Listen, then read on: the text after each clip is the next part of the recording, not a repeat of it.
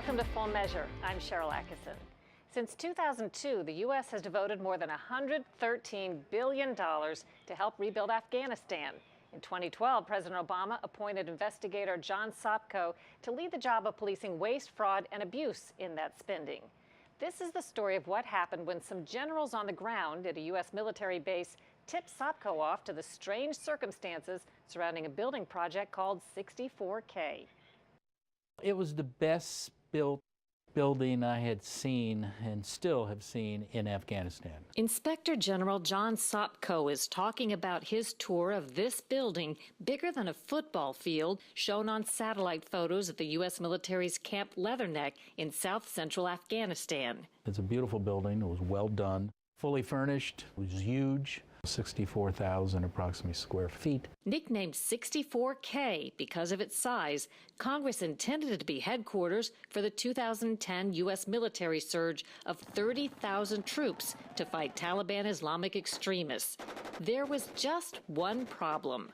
The Marine commander, the general in the ground running the surge, said, "I don't want it, I don't need it, don't build it."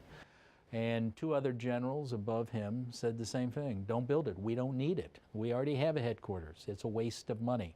Yet the project moved forward, a facility designed to be big enough for a staff of 1,200, complete with a war room and briefing theater. But 64K never served as a surge headquarters. In fact, it was still under construction when the surge ended in 2012. Yet U.S. tax dollars continue to pour in for upgrades. $3 million for audio and video electronics, another $500,000 for a video teleconference suite. Can you explain the mindset on a project that nobody wants anyway and is probably not going to be used, in which they keep upgrading it? It is indicative of a problem in Afghanistan that we see time and again. You have the money, spend it. And that is the problem, not only in Afghanistan and not only with the military. It's a problem, I think, with the entire government. Once money is appropriated, you just spend it. Sopko puts the total cost of the project, including roads and utilities, at $36 million. My left ear is the worst one. That kind of waste has real meaning to Rick Helsley, a Marine Corps veteran who served in Afghanistan. It's very frustrating because it's a constant struggle, especially active duty. I have friends that are working extra jobs on top of being in the military, trying to make ends meet. I have veteran friends that are scrounging the bottom of the barrel. He's now attending college and struggling to get by with service-related disabilities that he says include back and hearing problems. I read about them trying to cut active duty members' benefits and everything else, but they can go spend $30-some-odd million on a building that nobody even needs. Sopko, too, wanted to know just why 64K got built. Tipped off by generals on the ground, he sank his teeth into the mystery, only to feel stonewalled. In emails, Colonel Norman Allen, a senior military lawyer, told fellow officers he wanted to slow-roll responses to the Inspector General's questions. When Sopko directed them to preserve documents, Colonel Allen emailed, "I don't know that he has authority to tell us to do that." We found that very discouraging because it bordered on obstruction of our investigation.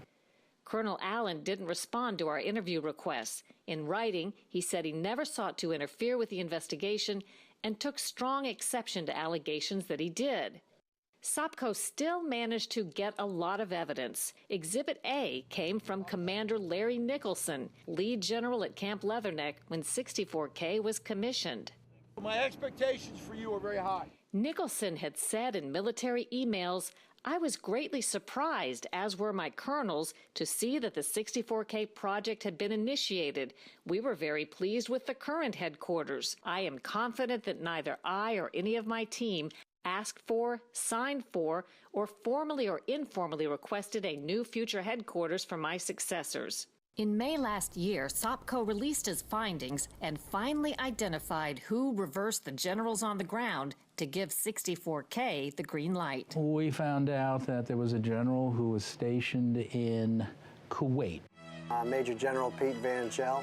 General Van Gel made a decision that since the money had been appropriated, a supplemental appropriation from Congress, that it would not have been prudent to give the money back even though you didn't need it. So basically, it was his decision. Van Gel, now retired, declined our interview request, but disputed the findings. He said 64K addressed an operational need and the project was in line with the military's strategic intent. The Pentagon defended Van Gel's decision as prudent and said Camp Leatherneck was being considered as a potential enduring location for the military until the Obama administration decided to pull out of Afghanistan. If you could tell someone who built that building, the general who said, go ahead, what would you say to him? Why exactly did you spend $36 million on a building that nobody wanted or needed when there's so many other things you could have spent that money on? In October of 2014, the U.S. handed the brand new vacant 64K over to the Afghans, who discovered it was wired for U.S. electricity, not what they use, and found it too expensive to fully occupy. That's the 64K. A wasted building, basically a 64,000 square foot white elephant in the desert that's probably going to deteriorate and fall down eventually because the Afghans cannot sustain it. Today, 64K stands as a monument to wasted military construction dollars. Probably the nicest facility the U.S. ever built, but never occupied in all of Afghanistan, courtesy of American taxpayers. The Pentagon rejected all of SOPCO's recommendations for discipline, saying the officers involved did nothing wrong. And a final note, the millions of tax dollars to build 64K didn't even benefit a U.S. company, but a British contractor. Still ahead on Full Measure, it's hard not to be happy about low gas prices, but there's a price to pay for those savings at the pump.